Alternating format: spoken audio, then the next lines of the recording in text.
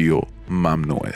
رادیو ممنوعه. سلام عرض میکنم خدمت تمام مخاطبین عزیز چنل رادیو ممنوعه. امروز اومدیم تا براتون داستان یکی از اعترافات عزیزان رو بگیم. ضمناً این رو بگم که برای حفظ آبروی اشخاص اسمهایی که در داستان گفته میشه با اسمهای حقیقی متفاوته. قبل از اینکه بریم سراغ داستان یادتون نره چنل رو سابسکرایب بکنید و اگر از داستان خوشتون اومد ویدیو رو لایک بکنید و اعترافات خودتون رو میتونید به چنل تلگرام ما که آیدیشو در دیسکریپشن میذارم بفرستید. در یکی از روستاهای استان فارس دهقانی با تجربه‌ای زندگی میکرد. او مردی هوشمند و عارف بود و از عبادت و بندگی خدا بهره تام میداشت، ولی فقیر و تنگ دست بود و زندگی بسیار سختی داشت. دست به هر کاری میزد تا شاید بتواند از فقر و تنگ دستی نجات یابد، ولی موفق نمیشد و پیشامدهای پی در پی و ناگوار بر او وارد میشد و بیش از پیش او را به سختی و رنج میانداخت.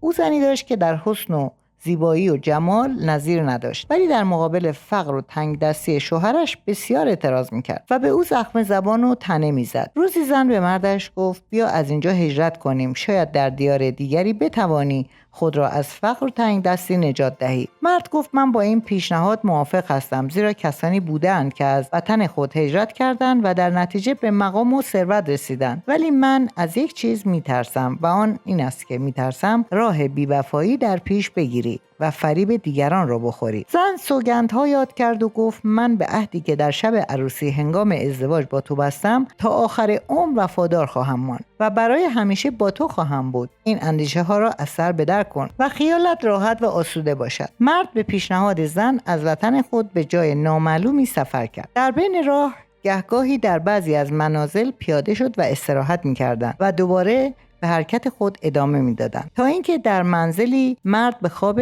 عمیقی فرو رفت. در همین حین امیرزاده‌ای که به عنوان شکار به آن اطراف آمده بود گذرش به همان جا افتاد. وقتی که چشمش به زن زیبای آن مرد افتاد شیفته او شد و به او اظهار عشق و علاقه کرد و گفت اگر از آن مرد جدا شوی به زندگی خوبی خواهی رسید و در ناز و نعمت به سر خواهی برد. زن نیز برخلاف عهد و پیمانش راه بی‌وفایی در پیش گرفت و آهسته از جای برخاست. از شوهرش که خوابیده بود جدا شد و با آن جوان سوار بر اسب گردید و رفت تا اینکه به چشمه‌ای رسیدند و برای قضای حاجت پیاده شدند. زن همین که کمی از چشمه دور شد شیری از راه رسید و آن زن را درید و مقداری از گوشت او را خورد و رفت. امیرزاده چون دید که زن جوان دیر کرده به دنبال او رفت و دید که بدن پاره او بر زمین افتاده. از طرفی دهقان از خواب بیدار شد و زنش را ندید و برای پیدا کردن وی شتابان به هر سو می‌دوید تا اینکه به همان چشمه رسید. و آن جوان را دید و حال عیال خود را از او پرسید. جوان گفت زنی را در اینجا دیدم که شیر او را پاره پاره کرده. دهقان وقتی که زن خود را به آن حال دید